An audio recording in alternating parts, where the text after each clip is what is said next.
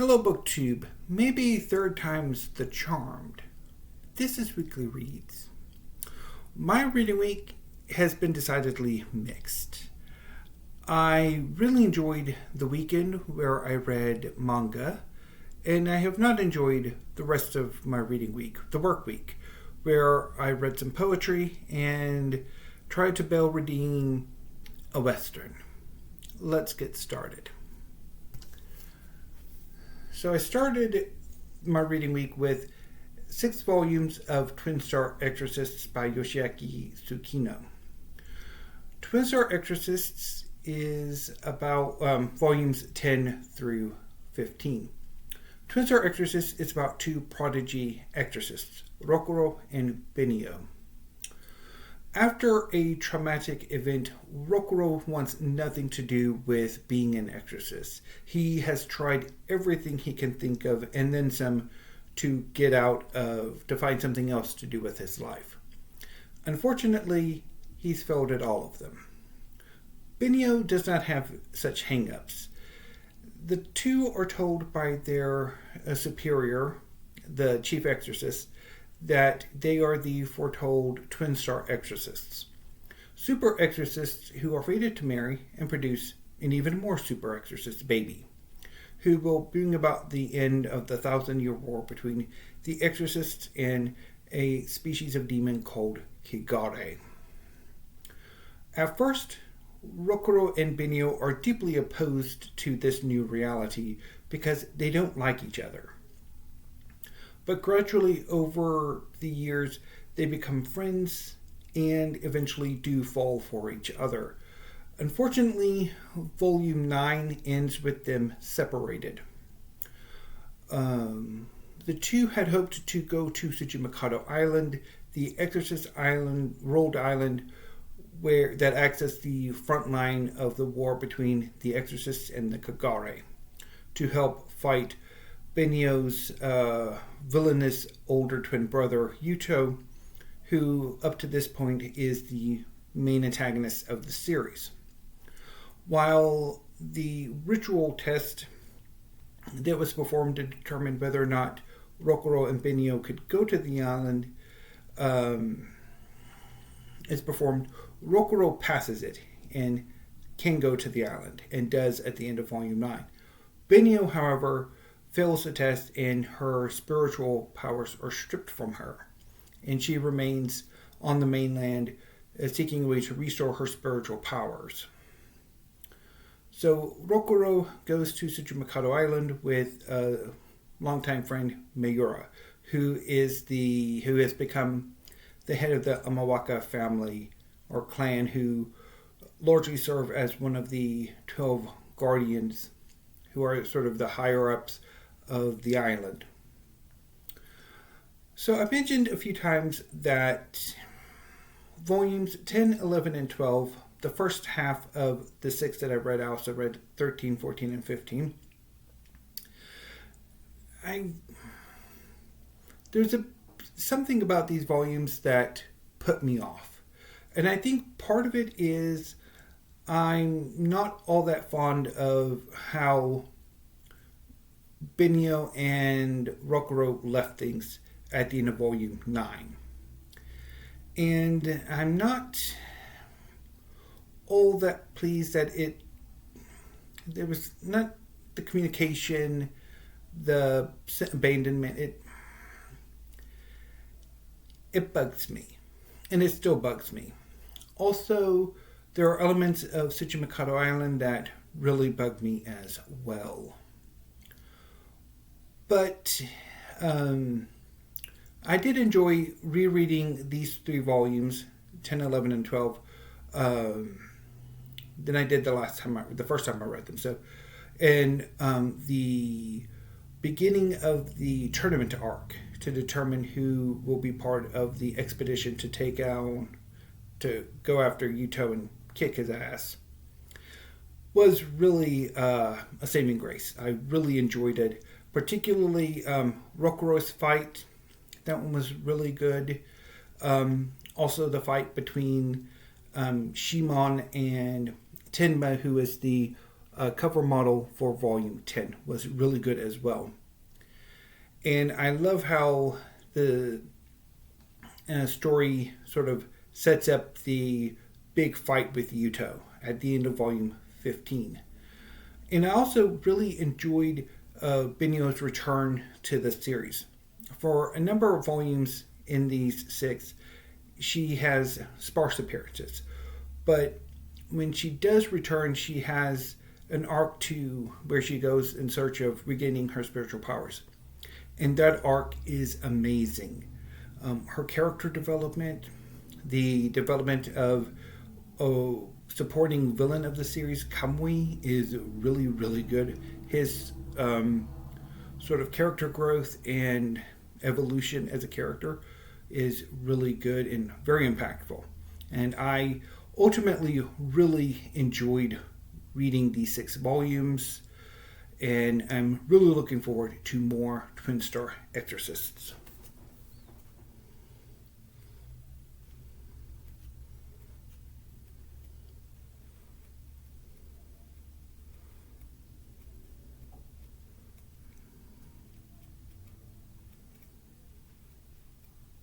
It's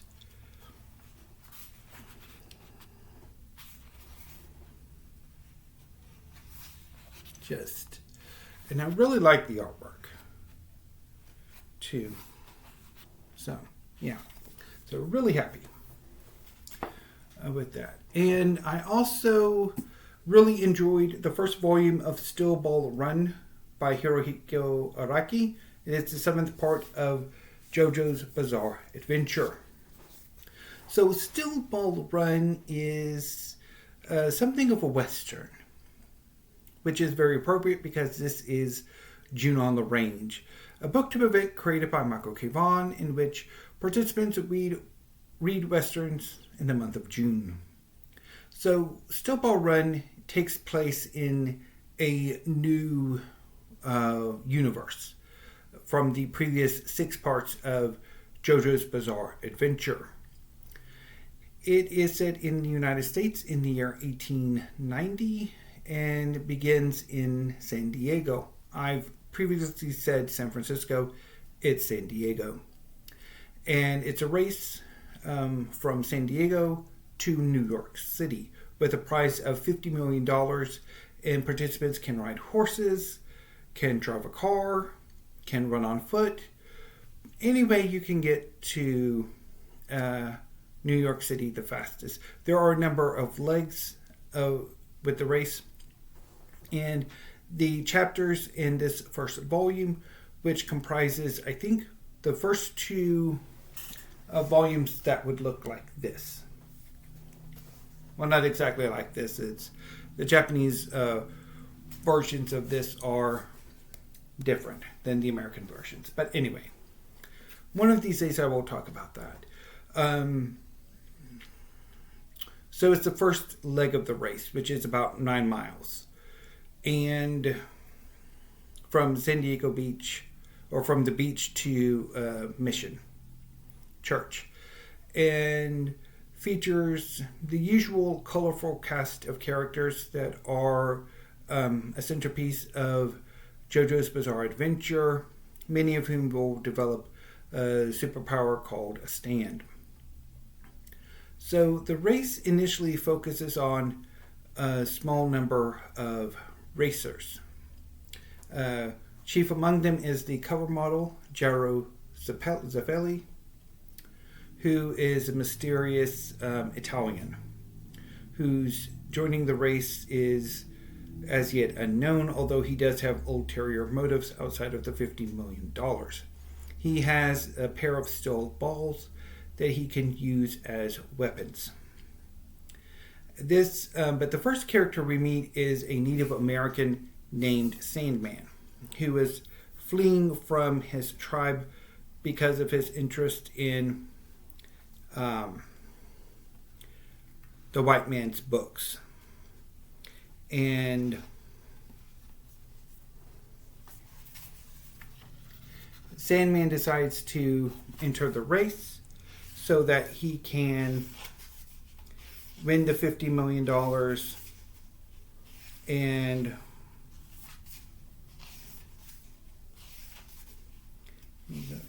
page by his tribal lands so that they would be protected. Another member of the main cast is a new version of Jonathan Joestar, in this case Johnny Joestar, who is a jockey who was rather a jerk and who ended up becoming crippled.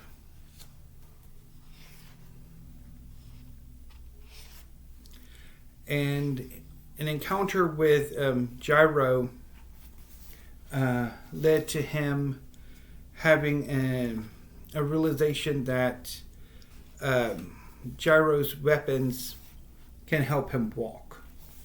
And it actually begins to develop a stand ability within Johnny. And so Johnny joins the race as well and makes a good showing. Another character who begins to develop a stand ability is a descendant of former slaves named Pocoloco, who is a trip.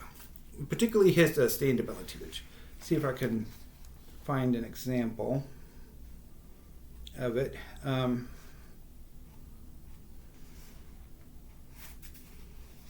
Is just hilarious.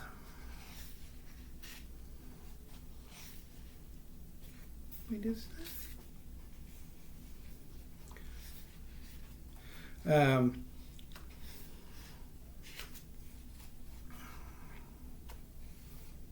yeah.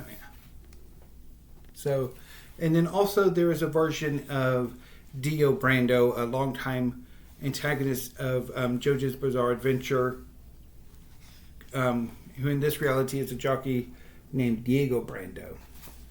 So yeah, really enjoyed this volume as well, and I'm looking forward to pre-ordering Volume 2, which should be coming out in July. So that was by far the highlight of my reading week. Now let's go to the lowlights of my reading week. So on Monday, I started Queer Nature, an anthology of nature poems by queer poets, edited by Michael Walsh. I had planned to read this anthology over the course of 3 days, Monday, Tuesday, and Wednesday. Unfortunately, on Monday, I started reading the collection and it just wasn't appealing to me. I realized I didn't really want to read this, so I put it aside. And I think what I'm going to do with that anthology is, if I have an urge to read something from it, I'll pick and choose, but I won't sit down and read the whole anthology from front to back. So I then moved to Flint by Lameris for June on the Range. This was a Bell Redemption. I tried to read it last year for June on the Range and failed miserably. And this year it was another miserable fail. So Flint is about a young former gunslinger who went to New York to make his fortune, who has been diagnosed with some mysterious incurable disease that is slowly killing him. So he's decided to go out west to, find a hole and die in. However, before that happens, he gets involved with a young woman who is the heiress, the young owner of a large tract of land. I think she's a rancher, whose lands are being threatened by neighboring ranchers as well as land speculators. And I'm assuming there will be copious amounts of shootouts and bloodshed, but I've never gotten that far to find out for sure. The first time I tried to read this last year I got to the second chapter, which more properly introduced the female lead. This time I did not make it out of the first chapter, which focuses on the male main character. And it didn't appeal to me at all. The writing, the character, nothing appealed to me. I did not like it. And I'm done with it. So I'm going to either donate it to my local friends at the library, reach out and see if I have any relatives who are into Westerns who might like this, or reach out to Steve Donahue and see if he would like these, because I know he mentioned somewhere that he's rather fond of these editions or something, so maybe see if he would want it or something. But right now I'm done with it, and I'm done. There will be no more bill redemptions for that book. So I moved on to poetry. 2 of the 3 slim volumes of poetry that I hauled recently. First up is Bonefire Opera by Danusha Lameris. I didn't like this collection all that much. There are maybe 2 or 3 poems I rather liked, but for the most part, this collection didn't really do anything for me. I'm rather surprised that I liked Chronicle of Drifting by Yuki Tanaka more than I did. Before I decided to buy this collection, I'd tried some of his poetry and they didn't quite work for me. But I think this collection, there were a lot of poems that actually did work for me, and I quite liked it. Although I do think he's a bit, maybe tries too hard. Might be the best criticism or description of it. But I mean, there's some pretty good poems in here. So that leads me to what I'm going to be reading today. In fact, so normally for weekly reads, I film and upload at 6:30 in Central Time. But I decided to go ahead and do weekly reads earlier than I normally do, largely so I can avoid the sun, because at 6:30 my window faces north, so I'm going to be getting the sunset, and so the sun is going to be coming in here and it will blind me, and also there will be strips of light, so better to do it now when there's not much of that sunlight, that bar of light. So that leaves me with a free reading day to add to this coming weekly reads. And when I tried to do this video earlier, I actually filmed a version of this earlier, and it went horrible. Well, it went okay. It did peter out because today has not been the greatest day for me. And in fact, most of this week hasn't been particularly great for me.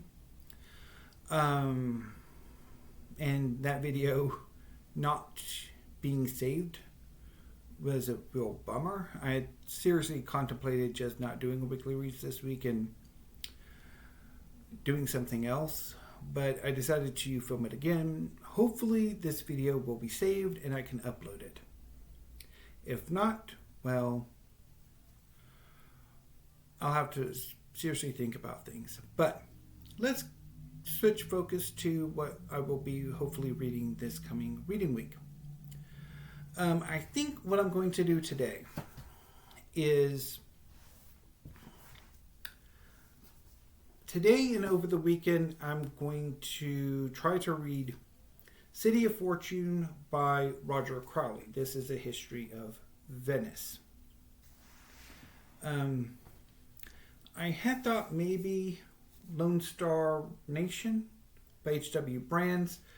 But I think I'm going to go with, or try out City of Fortune. And then maybe Lone Star Nation later at some point in the future. I'm not entirely sure if I'm going to try Lonesome Dove again. The disaster that was Flint, I don't know. Also, the fact that I would have to figure out how to add it to my reading schedule. But I will think about that. So, how things are going to work is today and over the weekend, City of Fortune.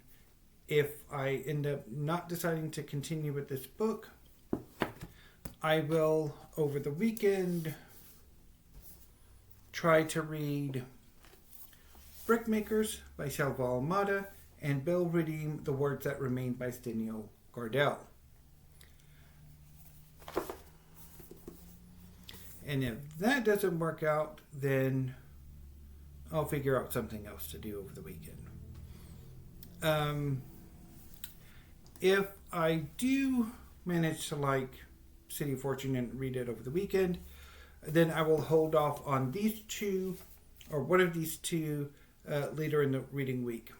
On Monday, I should be getting in my May manga new releases. Every month I put in a pre-order with Book People for the next month's new releases in the manga series that I actively follow or am wanting to try to collect from the very beginning.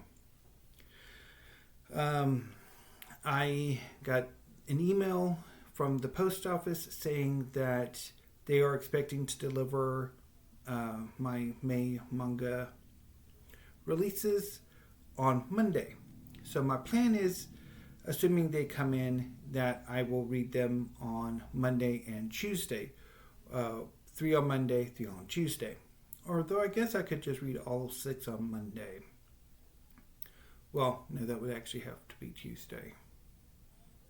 Anyway, but I will read them when they come in. My original plan, my hope was that they would have come in by today, and then I would be able to read them tomorrow. But they did not actually ship until Wednesday. I got the email notification that they were ready for ship out on Wednesday, and they didn't actually get to the Austin's post office until today. So at the very least, I will get them on Monday. But they still have to go through Austin and then to Fort Worth, and then eventually down to me. So Monday sounds like reasonable. So either one of these two, or maybe Open Heaven, will round out the reading week. Although I will do a separate video for the May new releases once I've read them. Probably on Wednesday if everything works out. Anyway, hopefully this next reading week will be a lot happier. And if not, well, you'll hear me complain about it on next Friday. So, anyway, BookTube, until I see you next time, thank you, have a great afternoon and evening, and do enjoy your weekend. Until Monday, BookTube, thank you, have a great afternoon, and stay safe.